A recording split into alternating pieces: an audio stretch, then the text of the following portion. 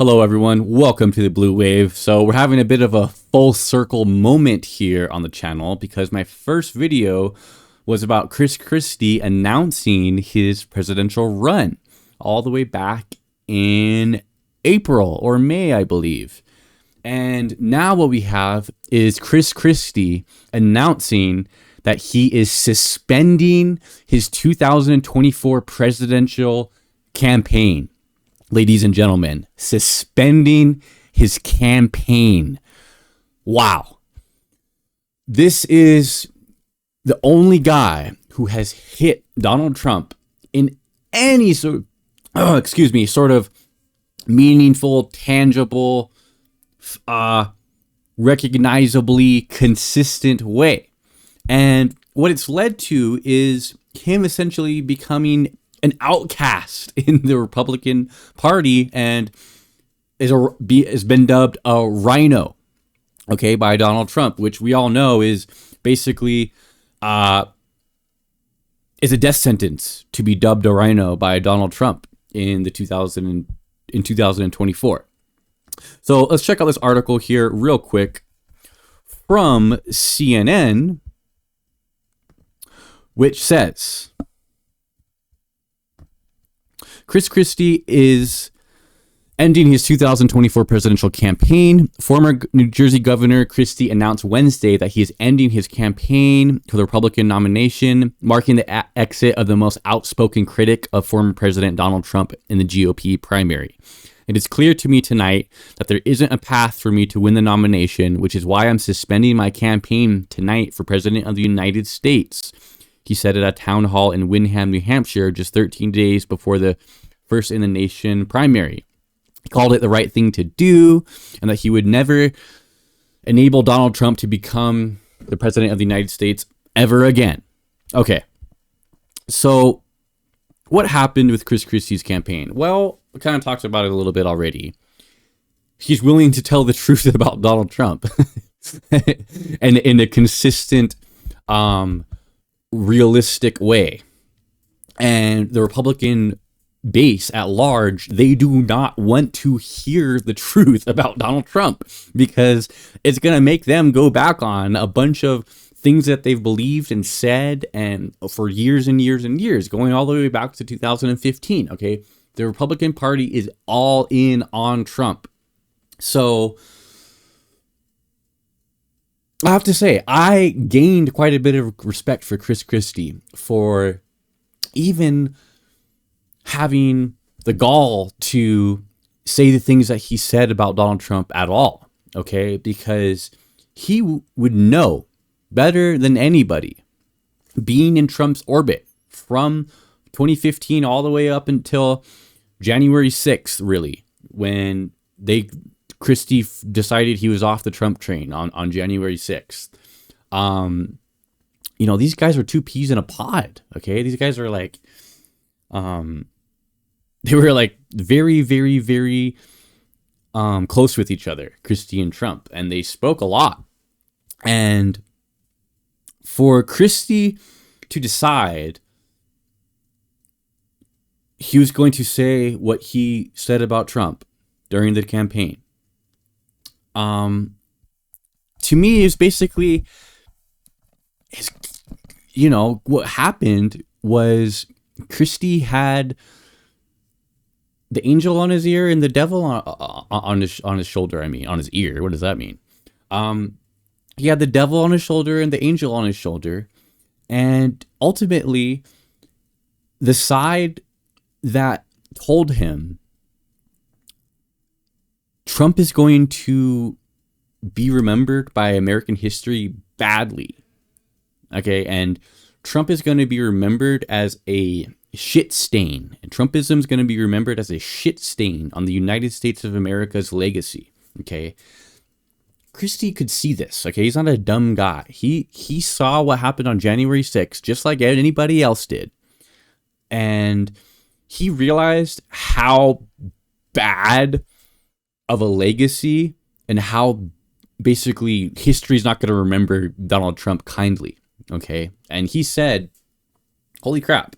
Okay, I can retain the tiny bit of political power I still have in the Republican Party, I can keep going along with what everybody else is going along with, and swallow my pride and not take a stand and not have any sort of conscience or morals, and just toss those all to the side.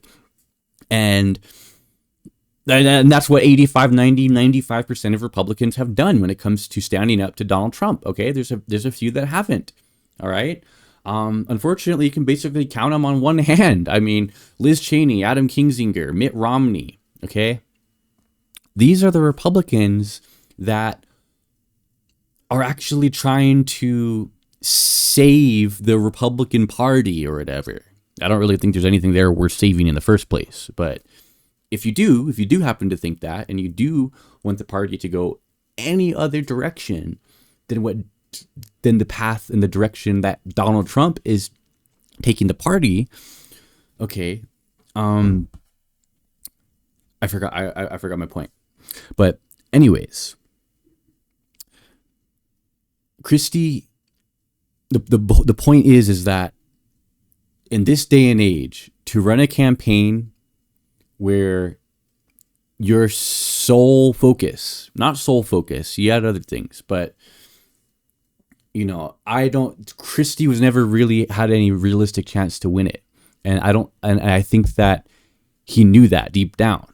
And the whole reason for him entering the race in the first place is basically, it's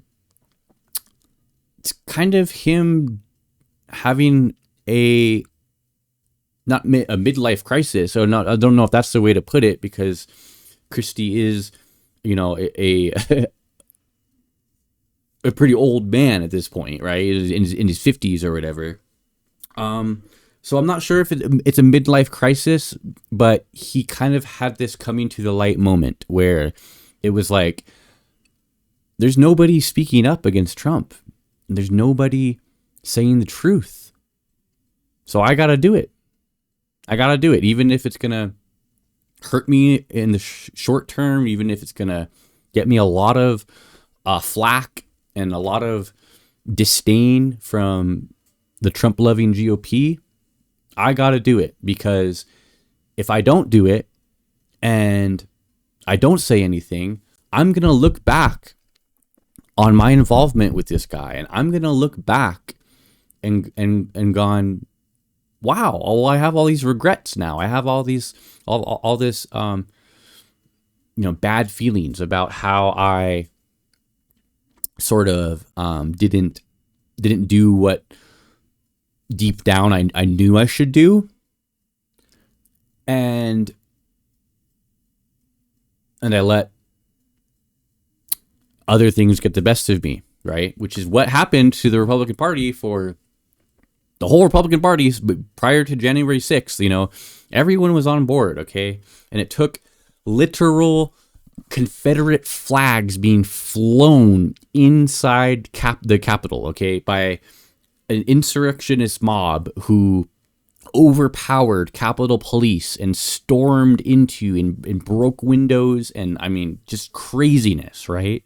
That's what it took. I mean, so sure, you could say it's really easy for us liberals to kind of go, well, why didn't Christie criticize Trump, all those years when he was supporting him? Or why didn't he, it really took January 6th to realize that Trump was bad for this country? And wait, hold on. People have been saying that since 2015. I've been saying exactly what Trump is, but it'd be easy to take that position. But let's not go there, because for any Republicans at all in the modern day GOP to be taking a stand against Trump, okay, it's a courageous thing to do. Quite frankly, it took courage for Christie to run the campaign he did. It never had a chance of winning. I think he knew it never had a chance of winning. I don't think the point of him running his campaign was to ever win. It's basically to clear his conscience and to kind of let America know what's up with how he thinks of Donald Trump and really how much he's poisoned this country and has made this country worse off than it was before. And I'm going to be sad to see Chris Christie leaving the campaign because he's the only candidate that's even attempted to take any kind of harsh stance on Trump. And I applaud him for it. And Chris Christie, wish you the best, man. But this isn't your time. This is not your mom and dad's Republican Party. And I don't think it's ever going to go back to being what Christie wants it to be or envisions it to be. But yeah. So that's that. Chris Christie's out of the campaign. We'll see where it goes from here. I want to thank you guys so much for watching the video. If you made it this far, please be sure to not cough, excuse me. Please be sure to like, subscribe, maybe show the video to somebody that is interested in politics. And I'll catch you guys in the next video. All right. Peace.